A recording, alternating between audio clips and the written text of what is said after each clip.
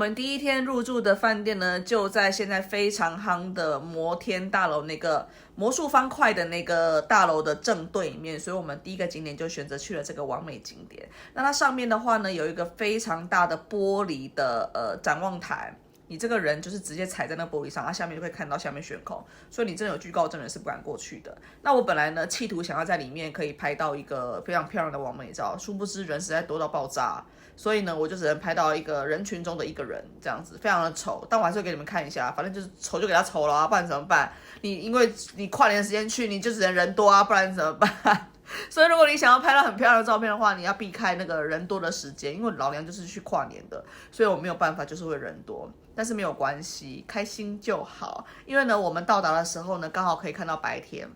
也看到了夕阳，还看到了晚上，整个景色看起来是非常不错。那上面的话呢，也有高空的酒吧，你也可以在那边点酒来喝。那因为我们本身呢晚上还会去别的酒吧喝酒，所以当时我们就在上面没有喝酒啦。那楼下的那一层的话呢，是有一些比较室内的一个展示。然后有一些比较漂亮的那个特殊的房间，可以让人进去参观一下，所以影片当中也都会出现，让各位看一下。我们来看影片咯。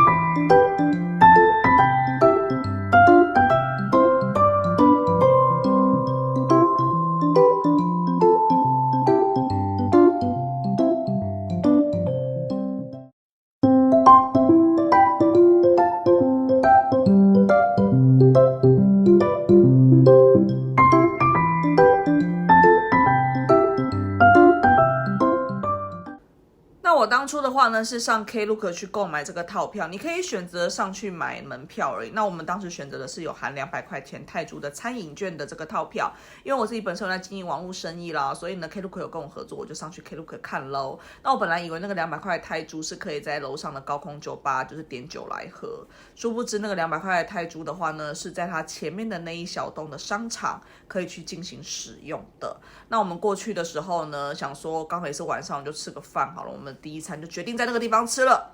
那它又可以使用在餐厅，也可以使用在美食街。那因为我们想要吃的东西，也就是想说试试看泰式的东西，我们就选择了去2楼的美食街。那我强烈的跟各位建议那个2楼美食街的东西，可能因为它专门是针对观光客，所以它的价位比一般的商场百货公司的那个美食广场那个东西还要贵。那泰国的这个美食广场的话呢，他们一般都是需要去储值的，就是你要拿这个现金去存在卡里面，然后结账的时候都用卡去结账啊。如果钱不够，就是再去补钱就对了。那如果没花完也没有关系，到时候你把卡退过去了，他会退你现金这个样子。那它的东西是比较贵的。那我们因为有那个200块钱的台数，所以我们有3个人总共存了600块进去。但是呢，点没有多少东西还要加钱，因为我们东西可能真的比较贵啦，然后我们点的东西也比较多样一点。那我告诉各位，那个美食街的东西呢，我个人觉得就是我们这10天里面吃过最难吃的餐，真心。真的不好吃，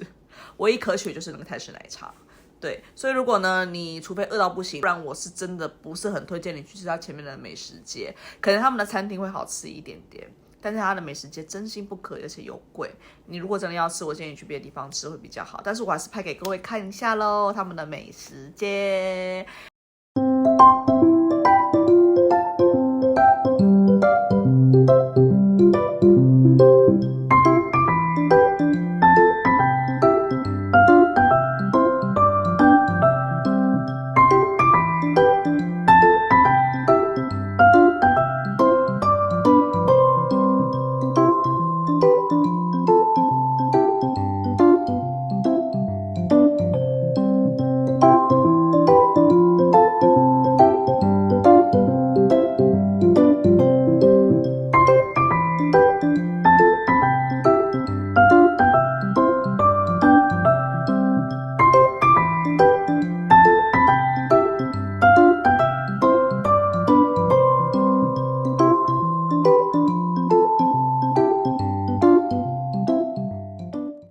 那下一集的话呢，我再去其他的这个网美景点，那各位再敬请期待咯。